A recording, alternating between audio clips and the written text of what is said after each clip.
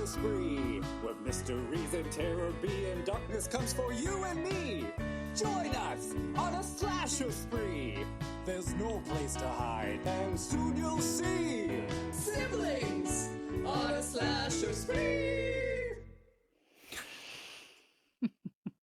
Welcome back to another episode of Slasher Siblings. We have a very special episode for you today where we discuss all things Halloween. How spooktacular. It really is the most wonderful time of the year, and something we start planning for in like July, which might sound crazy to some people, but those people are usually excited about Christmas in like September, so they get it. They're just a little misguided. No tea, no shade. Didn't you determine this year when Halloween season actually begins? I recall being surprised, but filled with joy. I did. It's funny because I started Googling this so I would have something concrete to show Adam to say, like, here, this person says I can start decorating on X day. What I ended up stumbling on, and what shall dictate the season for us every year going forward, is that Halloween season, specifically in the United States, starts on July 5th. Well, hear me out. Hear me out. As we know, July 4th is the American Independence Day. This is a huge retail holiday where they sell American-themed everything.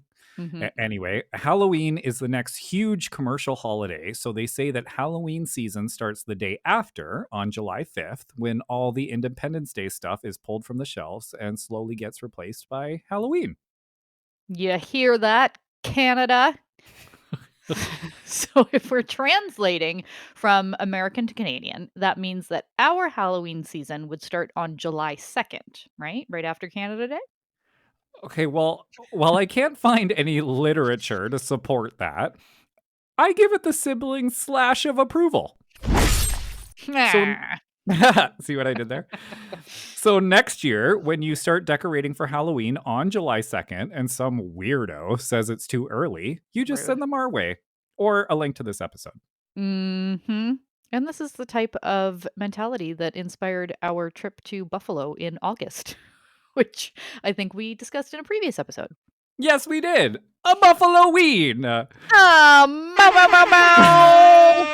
honestly jazzed how many times I get to bring that up.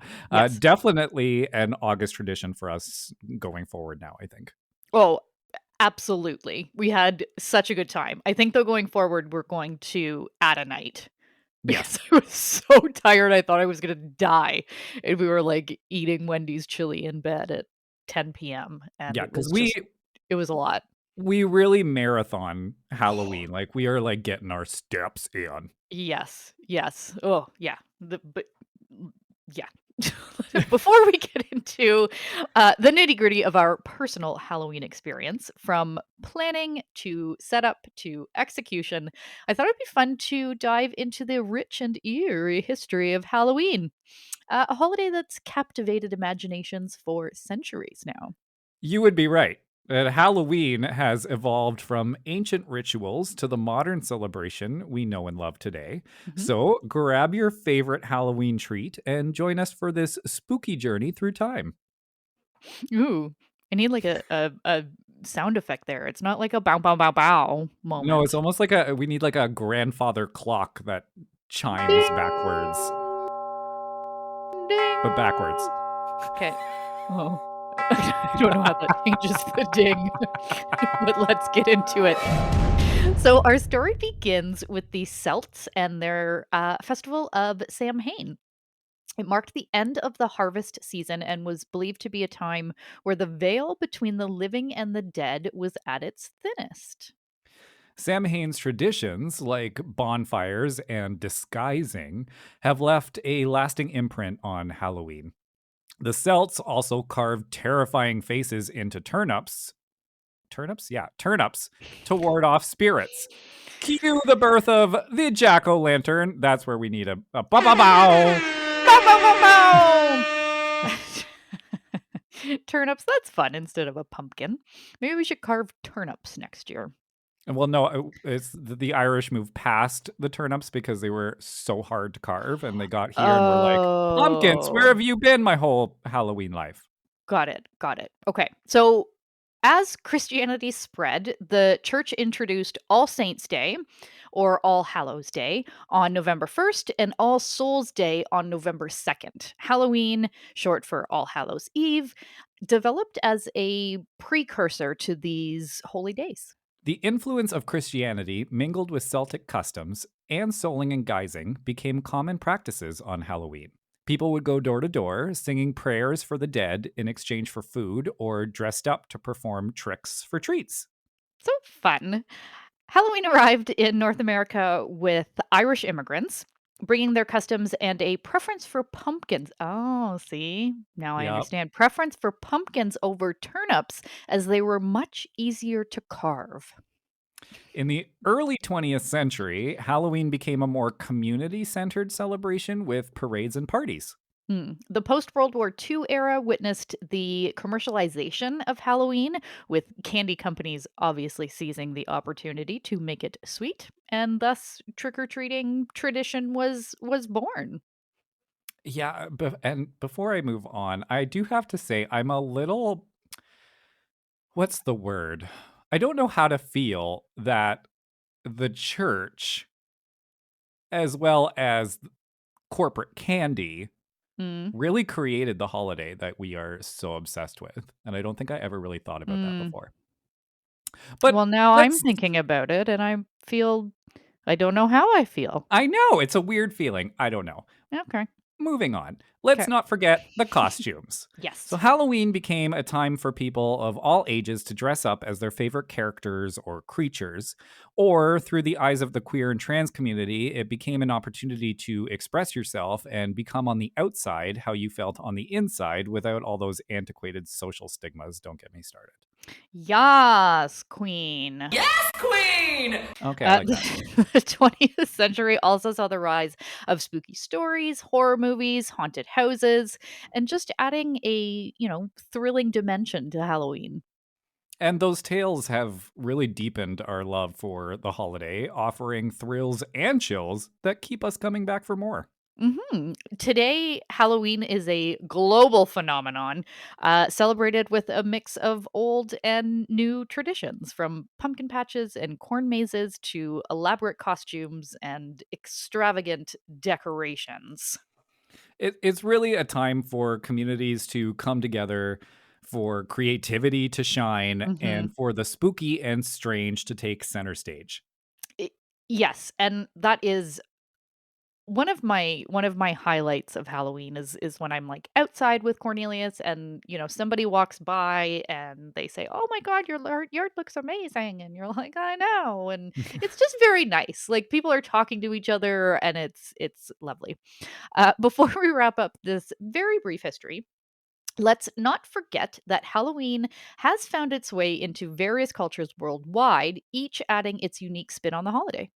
Yeah, whether it's Mexico's Day of the Dead or China's Hungry Ghost Festival, Halloween has become a global celebration of life, death, and the supernatural. So, Mhm. thank you, ancestors, for making this holiday the event that fills our black souls with childlike joy. Finger snaps. Finger snaps. So that feels like a good place to start discussing our Halloween and what a Halloween it was this year, Randall. We, and by we, I mean you and Leo, really stepped it up this year.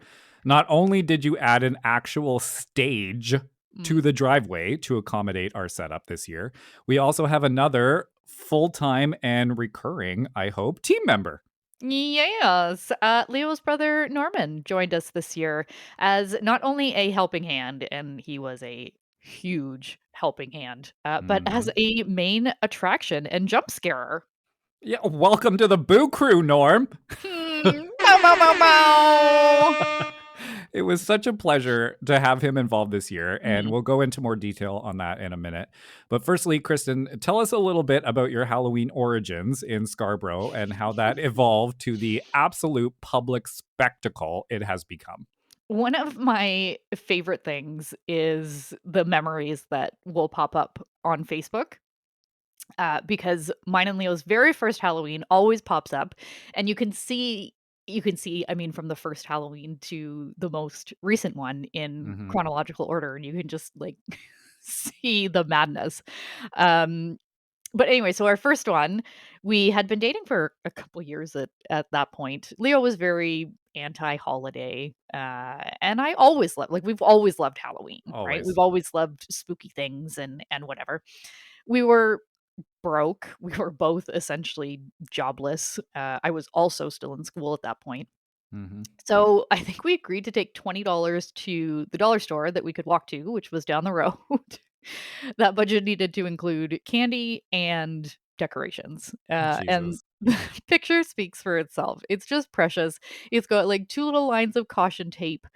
uh Leo dug out, I don't know if it was his grandparents or like from his childhood or what it was, but it was like this bin of just really sad Halloween decorations that had obviously been living in a bin for decades, and not like in the fun, like, "Ooh, that's really scary" way, in like the everything's just dirty and anyways. Um, I'll post it on social media because it's sweet. The picture is sweet. It is sweet, and it's almost unfathomable to think that you guys took $20 and decorated your entire house for Halloween, and and that was it. Was it? I just can't. We can't even blink between July Oh and my god. October without spending $20. So I don't know how Absolutely that not, was yeah. ever a thing, but it was and See? is Stay in school, kids. so that you can afford to buy Halloween decorations. Is that I guess, I mean, my career ended up being nothing to do with what I went to school with, but I guess that's neither did Leo's, but it's another topic. You carry on. okay? And I will, and I'm going to carry on by telling you how actually inspiring it is to see how far you've come in just a few short years. Mhm. And it's even unsettling to think Ooh. about where we'll be in another 5 years. Financially, I don't really wanna think about that. That's probably for the best because it might be time to buy the neighbor's property just for the on-site storage. Oh my god, and it's for sale. I know. Rand and Grace, hook us up with a good deal on your house. Do you give a slashing discount? Ah, Uh, ba-dum-ching. but you know what? It's funny because that's probably the question I'm asked the most when I show people our like Halloween display walkthrough Mhm. videos. Yep. Kristen, please take a moment and address this for everyone. Where do you keep all of this stuff? So I always tell people that we store things offsite, but I literally just found out like 2 days ago that Leo tells the truth, which I was really surprised about. Um, we have a lot of storage space in the house, and around the property. Leo is a Tetris master, and we just pack it away. Note that we have cameras everywhere. Yeah, that's a good note. And Right? I by didn't know I packing it didn't away, well, and I didn't know he was telling people the truth. yeah, You're telling that seems I always tell people that we store it offsite, but yeah, truth be told, we do manage to find a way to get it all in the house, but there are also things, because our house is uniquely decorated, we'll yeah, say, I there was are gonna say, things that stay out year round. yeah, you maybe pack away like 50%. The other 50% is just, ooh, home decor. Yeah, or gets a Santa hat and, but Yeah, right? anyways. Anyway, but do you remember that time, and I think it was last year, if I'm not mistaken, that someone sent you that huge clown animatronic with, like, no note and no shipper Oh, information? the jester, yes, I yes. feel normal people would probably find that terrifying, but we were so excited, Oh my and god. to this day, we still have no idea who sent it to you. Yeah, I have no idea, and that shit is, not cheap. No. So if the mystery animatronic clown gifter is listening, thank ya. Very generous, and it stays up year round in our movie theater, so thank you. Not packed away. Well, now that we've got your Halloween origin Mhm. story out of the way, let's discuss this year's display and what changed and or improved from last year. It's funny because every year, Leo and I and you, I'm gonna say we, and that's gonna include all of us. Ooh. Every year we think that we've got it figured out. We've got a good layout. Years to come, we will follow this layout, and it will just be like a more seamless setup, right? Mm. And then through the year, we come up with 400 more ideas, and it almost feels like you start fresh each year, which I don't know if I hate or if I love. I think it's a mixture of both. Yeah, it's a mixed But bag. I do feel like this year may be the year where we have like that set up Mm. and we're Mhm. I can't even get through the sentence without I thinking, was gonna say, okay. yeah, get through it seriously. We'll revisit this in a few months. So this year we had Norm join us, which was an absolute joy. He created and built the electric fence idea that I think we got it from Haunted Hollows. Maybe, yeah. Um, I'm pretty sure that's where we had seen it. So we sent Norm this like very short video and we're like, "Hey, can you help us?" Because he's really good with kind of like building things and that sort of thing. So we're like, "Can you help us with this?" And he's like, "Got it." So he goes out, buys a real machete, gets this on marketplace, picks up fencing from this person, builds this whole like fence apparatus of sorts. He and Leo did work on that together, but the machete was all him. So he got this machete, he got an old car battery, he hooked up one end of the car battery to the machete Mm. and I guess, like, electrical taped it so that he didn't die while he was holding said machete, and then the Mm. other end of the car battery went to the fence. Anyways, it's science, it's a thing. Every time he struck the fence, sparks would fly. It's just a really cool thing. It was Um another, like, chef's kiss Mm. idea for sure, Mhm. and executed beautifully, Norm, if you're listening. It was beautiful. Yes, yes. Uh, so Norm, great addition. Sparking fence, fantastic.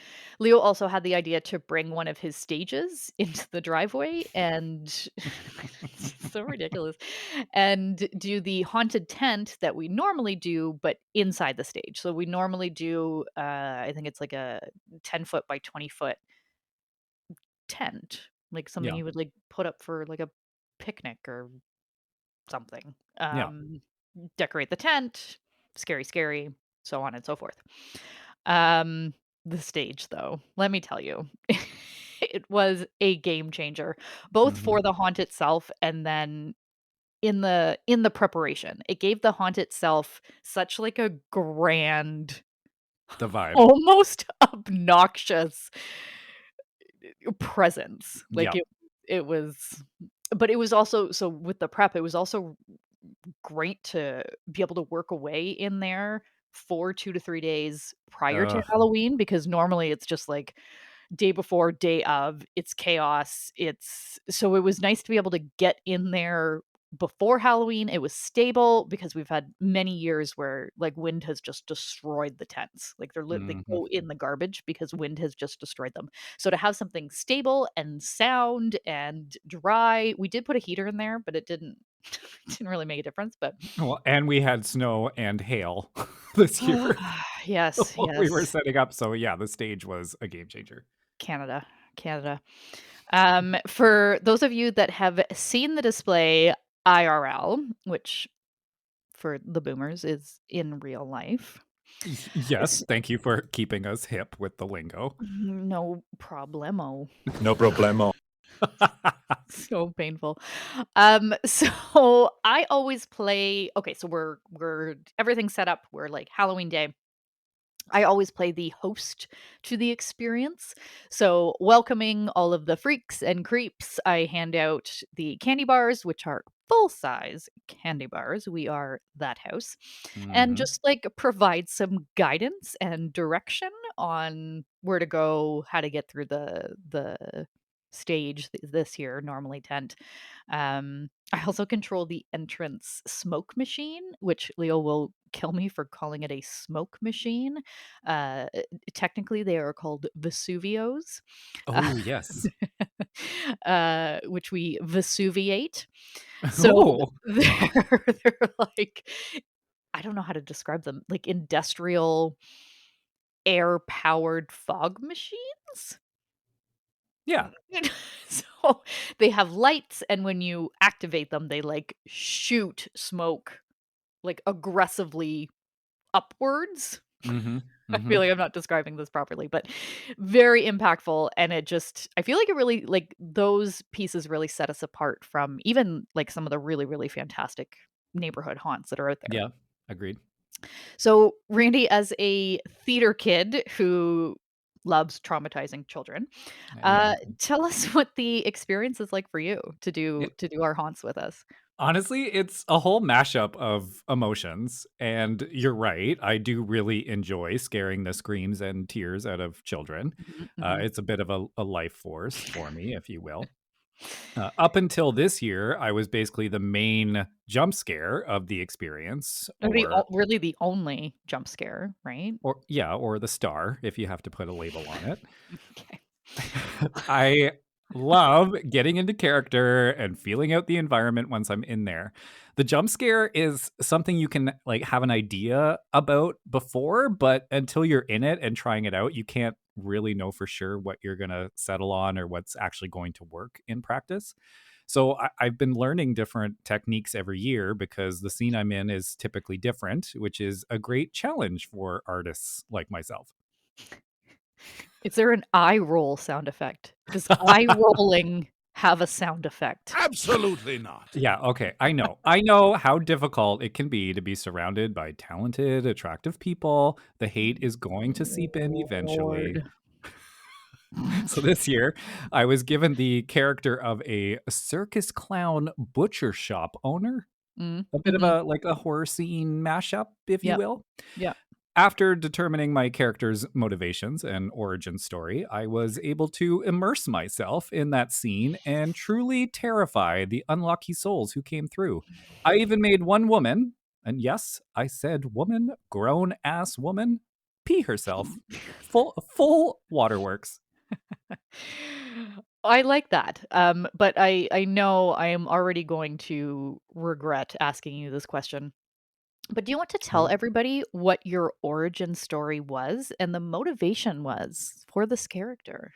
Oh, well, how kind of you to ask. Let's paint a picture. Okay. Okay, Come okay. with me on a journey. The year is 1937. Oh my And god. my mother, Lulu Sparkle, Mhm. is part of a circus troupe traveling across Canada, naturally. At one stop in Alberta, she meets a man named Vincent Walters III, and they fall in love. Oh. Right? She has never had one place to call home and was envious of Vincent's stability and success, while Vincent had never met anyone as free and unencumbered as Lulu. So they were destined for a happy life together. Navi. She became pregnant and decided she wanted to leave the circus for a more I know, the gasp.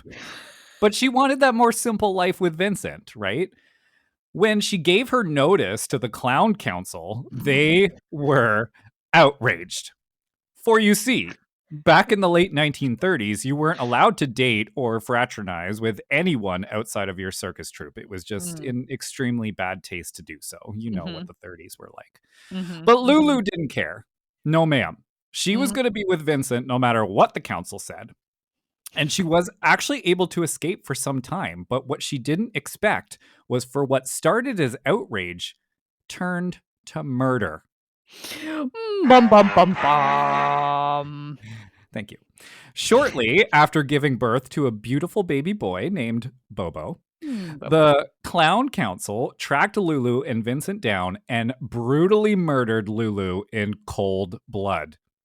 Vincent right?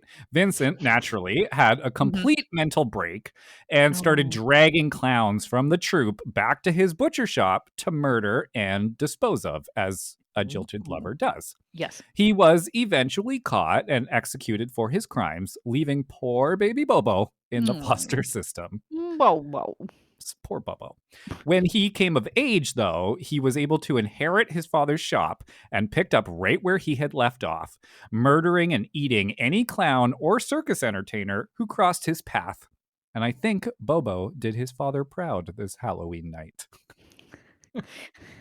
That was a lot. That was a lot. And just as dramatic and insane as our listeners probably have come to expect. I I'm struggling with a segue Oh, for that? I could tell you Bobo's favorite joke. Good lord. Okay, go. Why don't cannibals eat clowns? Why? Because they taste funny. Ba-dum-ching. Yeah. Oof. I'd also like to I'm just gonna, like, not even bother to segue, I'm just gonna Just start plow past it. Plow just past yeah. it. I'd like to take this opportunity to shout out my husband, Leo, for doing all that he does and just for being him. He's great. We would never be able to pull off the Halloween extravaganza without him. Extravaganza! And I know I speak for both of the siblings when I say thank you. Thank you.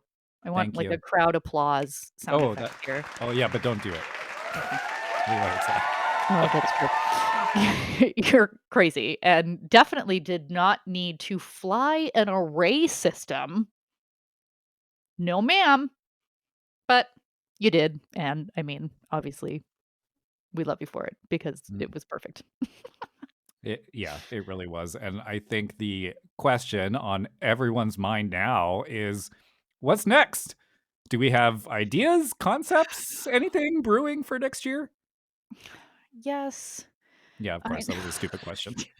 Yes, and so we weren't able to make the swamp effect that, we had talked about in one of our other episodes work this year because I guess I ordered the wrong laser. There's many lasers, I guess. Kristen. I know. And ultimately, we really just ran out of time. Mm, I also so this was like a bone to pick. I noticed this year more than ever or any other year that I would say 90% of people did not look at a single thing between me and the entrance of the stage, which Wait, if what? I know, which if you didn't like if you haven't seen the video or don't care and won't watch it. I'm at like the very beginning of like the yard, right? And then you walk through we have a pretty big front yard. You walk through the front yard, which is all decked out. You walk down the stairs, past Norm, who's doing the electric fence, and up the stairs into the stage. Yeah, no, like it was like they were hyper focused on like, just getting to the ginormous stage, and we spent hours decking out the front yard like we always do, and yeah, it just felt like it was entirely lost on people. So, I don't know if maybe next year we, like, tent right away, so it feels like you're, like, entering a haunted house immediately and just start looking right I don't know. I don't know. But I was I actually I don't know if you could hear me in the tent, but or in the stage, I actually started telling people like, "Yes, have a look, appreciate everything before you" like, it was like part of my spiel because I'm like, "Damn it. I worked really hard on this." Literally no Well, one's yeah. looking at it. And it seems like also insane to me because especially in like the witch's doll area, you used all of your actual oddities I in the know. display. Like these were not Halloween No. decorations. This was full like Mm, Halloween museum yeah. type of stuff. And I am No one absolutely cared. flabbergasted Yeah. that no and see I miss a lot of this being in the tent or Mm, the stage, right? yeah. Like I don't Yeah. know, but holy moly, that's insane. I know. I know. So we will work that out closer to, but yeah, obviously wheels are turning and ideas are happening. Oh, well, I mean, amazing. I cannot wait for next year, even though I am still exhausted from that entire week. Oh my god. Just even like having it off from work, which you didn't even have. I at least had it off from work, but just exhausting. Exhausting. But totally Hmm. worth it. Yep. So as the coffin closes on our 6th episode and first chapter, we're done our first chapter. Oh, we did it. Um, and we'd like to thank everyone who keeps coming back to listen every week. And we look forward to doing another full month of reviews and such when the season befalls us upon 2024. Which, Yeah. what? So July 2nd? July 2nd. Is that what we agreed on? And that said, too, we're not going anywhere. So, Mm-mm. chapter 2 of this podcast will feature the origin story and histories of all of our favorite things. Yes, we'll be discussing everything from the history of horror in film to ghosts to forensics to serial killers. If you like history, weird, interesting topics, or you just enjoy the slasher siblings doing what they do, what is that exactly? I don't know, but stay tuned. I do speak with confidence, with perhaps a sprinkle of delusion, when I say you will not be disappointed. So this has been Kristen. And Randy. Slashing our way into your hearts. And nightmares. Happy haunting! Bye, witches!